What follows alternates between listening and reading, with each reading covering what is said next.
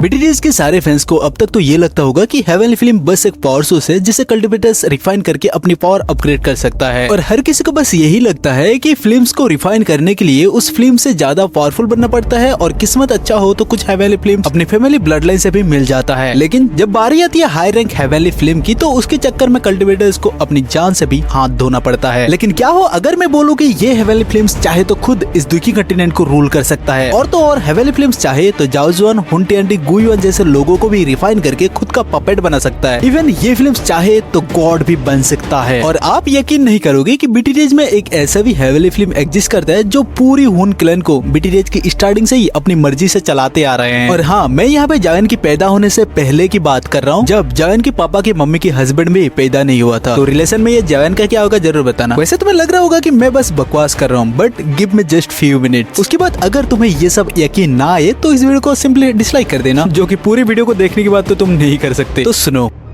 Ancient era के time पर एक ऐसा क्लैन एग्जिस्ट करता था जिसका नाम था टूनलिंग क्लैन, जिसे डिवोरिंग स्पिरिट क्लैन भी कहा जाता था। ये क्लैन काफी ज्यादा मिस्टीरियस था और अभी भी है, क्योंकि बीटीएस फैन में से 30% या तो उससे भी कम लोगों को ही इस क्लैन के बारे में पता है। एंशिएंट रिकॉर्ड के अकॉर्डिंग इस क्लैन ने पूरी दुखी कंटिनेंट को एक टाइम पे ऐसी खून की कमी महसूस करवा दिया था जैसे अभी पूरी दुनिया में तेल की कमी महसूस हो रहा है, मतलब यूएस से ईरान की फाइट की वजह से।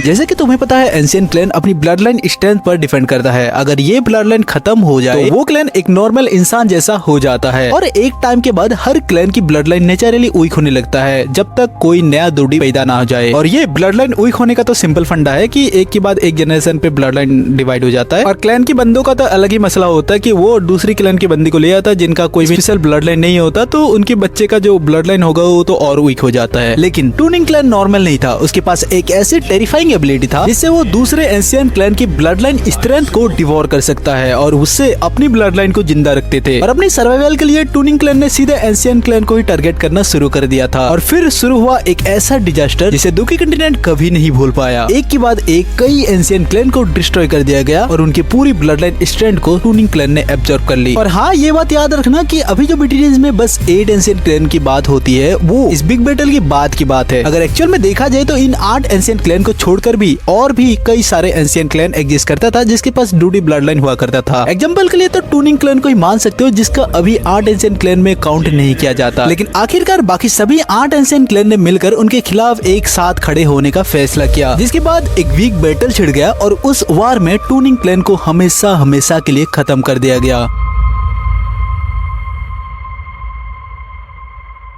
टूनिंग क्लैन की क्लैन लीडर को मार दिया गया और वहीं पर एक और डेंजरस ट्विस्ट आया, नेलिटी डेवरिंग फ्लेम, जो हुन क्लैन के पास था। और इस ट्विस्ट को दिमाग में फिक्स कर लो क्योंकि आगे इसी के बारे में बात करूंगा।